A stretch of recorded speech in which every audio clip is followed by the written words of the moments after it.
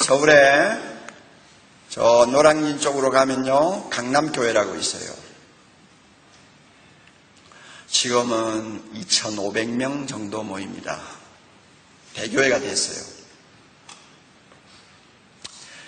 그 교회는 40여 년 전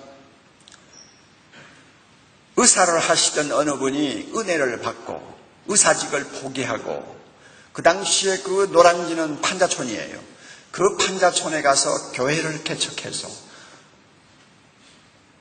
거의 25년 가까이 목회를 해서 아주 아름다운 교회를 만들었습니다.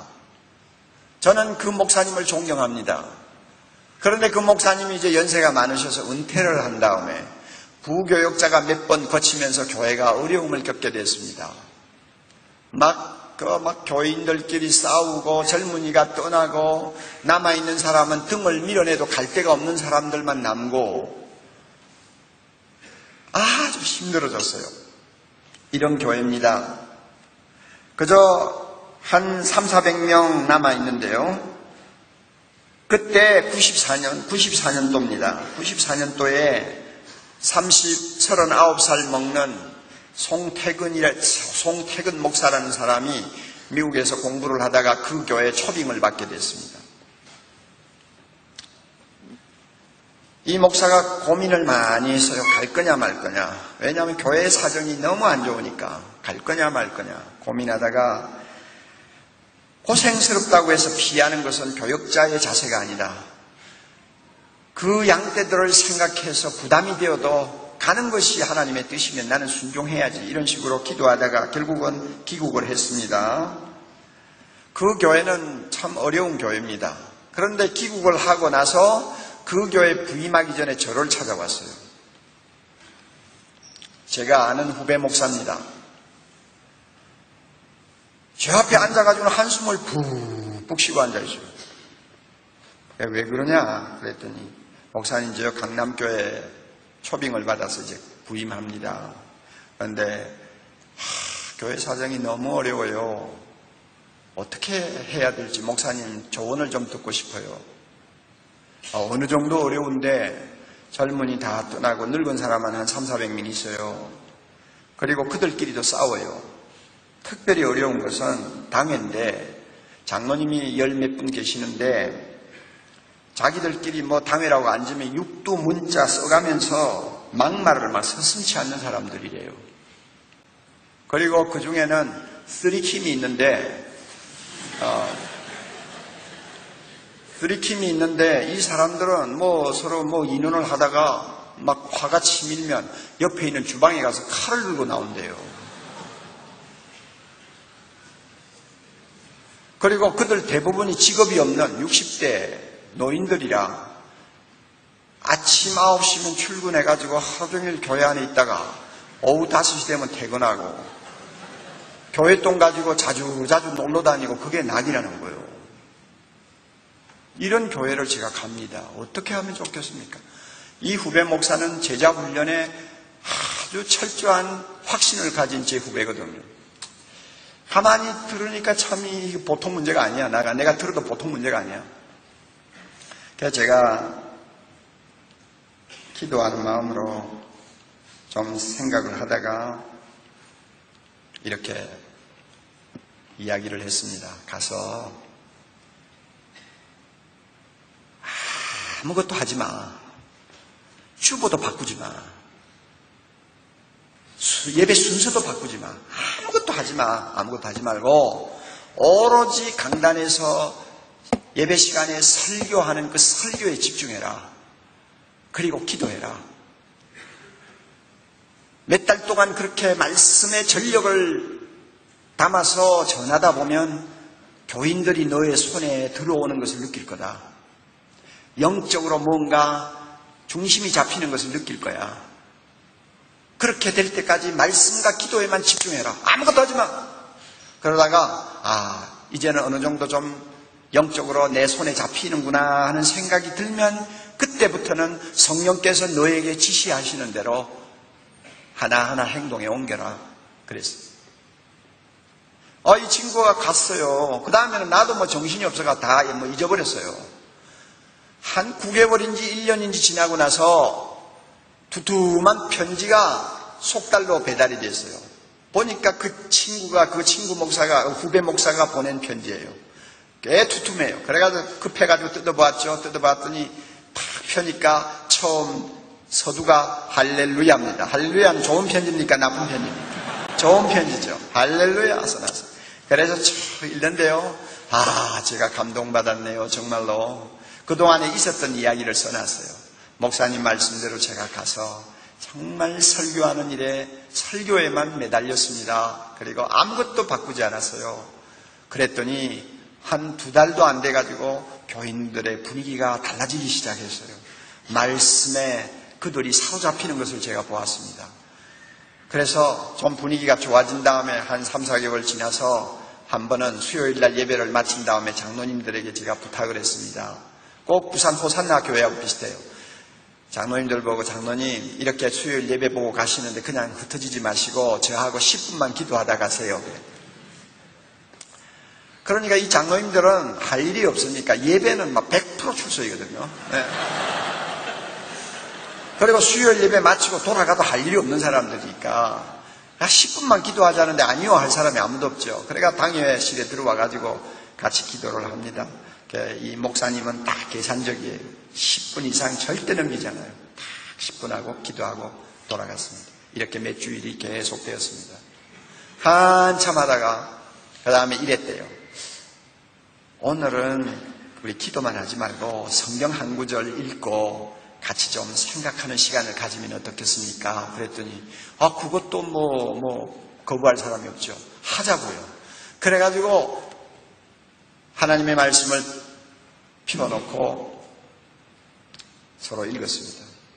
그러면 그 장로들은 이제 목사님이 설교하겠구나 이렇게 하고 기다리는데 절대 설교 안 하죠. 김 장로님 그 3킴 중에 한 분이겠죠. 장로님 이 말씀 잘 아시지 않아요? 예, 잘 압니다. 그 의미가 뭔지 장로님 생각대로 쉽게 한번 말씀 좀 해보시겠어요? 이거는 완전히 자다가 홍두깨 맞는 거예요. 대답 못하죠. 우물쭈물 할 수밖에 없죠.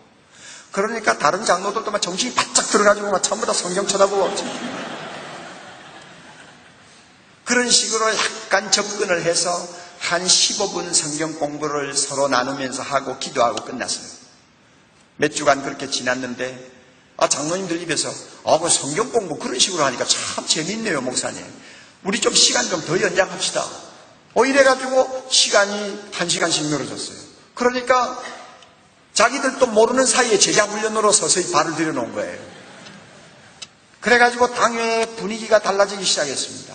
한 번은 당회원들을 데리고 기도원을 갔습니다. 기도원에 가서 같이 등산도 하고 점심도 먹고 같이 교제도 나누고 기도도 하고 돌아왔습니다. 장로님들이 지금 신이 나는 거야. 그래가지고 이제 또 몇 주 지난 다음에 이제 계산적으로 목사님이 장로님들을 이제 놓고 이야기합니다. 우리 지난번 기도원에 갔다 오니 참 좋죠. 이번에 또 한 번 안 가실래요? 갑시다. 그거 참 좋습니다. 그래가지고 일부러 이번에는 오후 좀 늦게 떠났습니다. 떠나가지고 기도원에 갔을 때는 해가 뉘엿뉘엿 질 때입니다.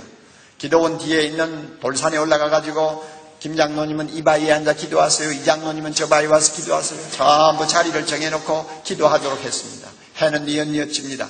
저는요 저 위에 높은 언덕 쪽으로 올라가서 기도하고 내려올 테니까 제가 내려올 때까지는 절대로 움직이지 마세요. 기도하셔야 됩니다. 그리고 목사님 올라갔어요. 처음에 이제 차가운 돌바닥 위에서 기도한다고 하지만 그거 장로님들 기도해봐야 15분이면 최대치죠. 더 이상 뭘 하겠어요. 근데 그 3킴 중에 한 분이요, 기도는 하려고 하는데 말은 다 했고, 나올 말은 없고, 할 말도 없고, 그래가지고 바닥은 차고 하니까 막 일어났다, 앉았다, 왜 안 내려오나, 뭐하나, 이러면서 혼자서 안절부절 하는데 목사님은 안 내려오고 해는 지고 어두컴컴해집니다. 그래가지고 막 안절부절 하는데 그 순간에 하나님께서 이 장로를 타치하셨어요. 갑자기 그냥 이 장로가 하나님 아버지 나는 죄인입니다. 이 죽일 놈 용서해 주세요. 막 엉엉 울고 막 통곡을 하기 시작하는 거예요. 그러니까 주변에 있던 장로들이 쳐다보고 놀랄 수밖에 없죠. 가장 문제가 많았던 저 장로가 막 통곡을 하고 뭐 용서해달라고 그러고 주여 뭐 살려달라고 야단을 치니까. 그러니까 그 장로 때문에 막 다른 장로들이 가슴이 뜨거워져가지고 막 같이 그냥 바닥을 치면서 기도를 하기 시작했습니다. 부흥회가 시작된 거예요. 목사님이 들으니까 밑에서 막 엉엉하고 막 야단 치니. 야, 이거 무슨 일이 벌어졌나, 웬일이고. 그래가 내려와 보니까 진짜 부흥회가 시작된 거예요. 그래가지고 장로님들과 함께 기도하고 내려왔는데 장로님들이 변화가 일어나요. 그 다음에 제자훈련할 때 모여서 하는 말이, 목사님, 우리 지금까지 장로지만은 장로가 아니었어요. 목사님, 이제부터 우리 새로워져야 되지 않겠어요? 그러니까 토요일날 화장실 청소는 우리 당의원이 책임지겠습니다. 그래가지고 화장실 청소 시작한 거예요. 그리고 장로들이 변화되면 제일 먼저 표가 나는 것이 강단 기도입니다. 맞아요? 주일 강단 기도예요. 강단 기도하면서 장로들이 눈물을 펑펑 쏟으면서 기도하니까 교인들이 놀래 자빠지는 거예요. 가족들이 그냥 감동을 받는 거예요. 이래가지고 교회 분위기가 막 확 달라지는 거예요. 그래서 이제 제자 훈련을 몇 그룹 본격적으로 시작했습니다. 여러분,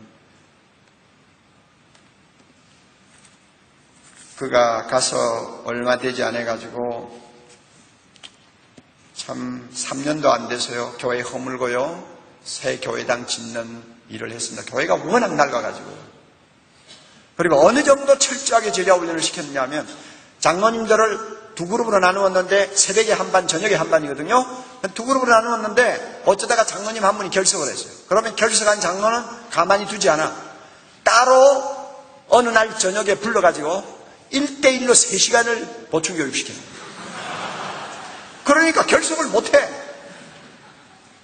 그만큼 완벽하게 제자훈련을 시켰더니 장로들이 변화를 받았습니다. 그리고 교회 건축을 시작했는데 시작하자마자 IMF가 터졌습니다. 그럼에도 불구하고 교회가 얼마나 은혜스럽게 잘 지었는지요.